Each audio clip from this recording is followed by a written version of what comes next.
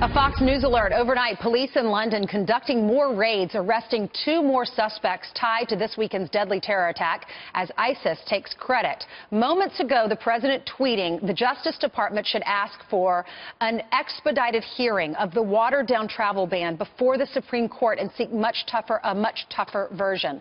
But the big story, according to the mainstream media, is climate change and Russia's alleged involvement in the elections.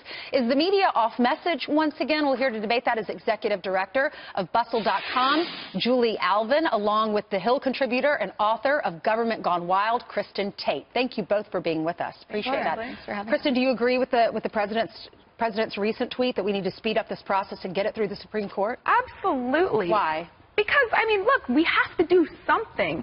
Trump's travel ban is the only solution being proposed right now that will actually protect this country from future terror attacks. But the media, those in the media, are falling over themselves trying to vilify him for his travel ban and spending time covering non-stories. There is still no evidence of collusion between Trump and Russia during the campaign. There's no evidence that staying in that Paris agreement would have any impact on the environment. But there is 100% evidence that radical Islamic terror is sweeping through Europe and causing death and destruction. But the media is so obsessed with taking down Trump that they will focus on any story that makes him look bad while ignoring a real crisis that's threatening democracies and causing death around the globe. Julie, as a Democrat, how do you feel about this? What's more important to you? Is it Russia, and climate change, or is it making sure we're safe as a country? I think that these issues are all incredibly important, and frankly, I think that the narrative that the mainstream or liberal media is not covering these issues is false. I don't know if you guys were watching MSNBC yesterday, CNN, not Fox and Friends, Face the Nation, Meet the Press.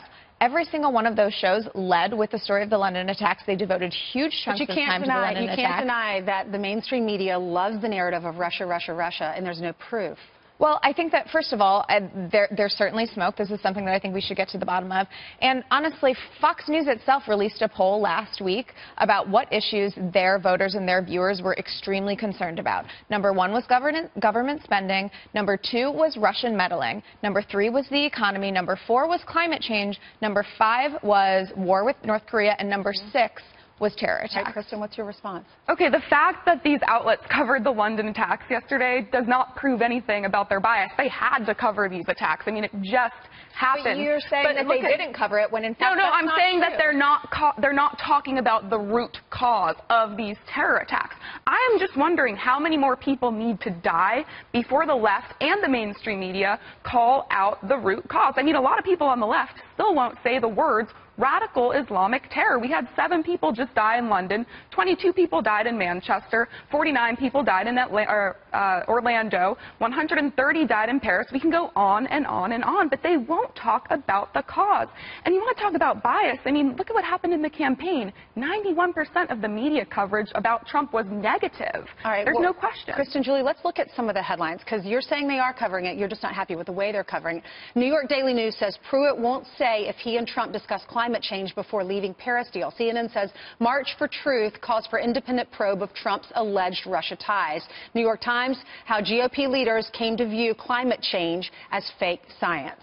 I believe these are cherry-picked headlines, to be honest with you, because, again, I pay attention to the liberal media, I pay attention to the mainstream media, and I pay attention to sort of the more right-wing media, and all of them were talking about London yesterday.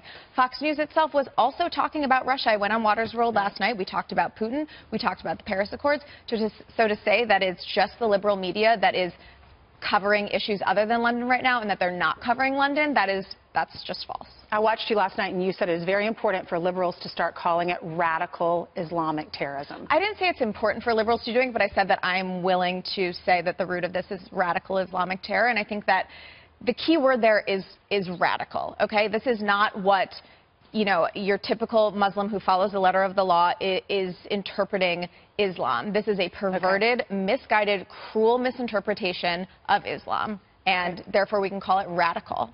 Kristen, Julie, thanks for being with us. Thanks. Good discussion.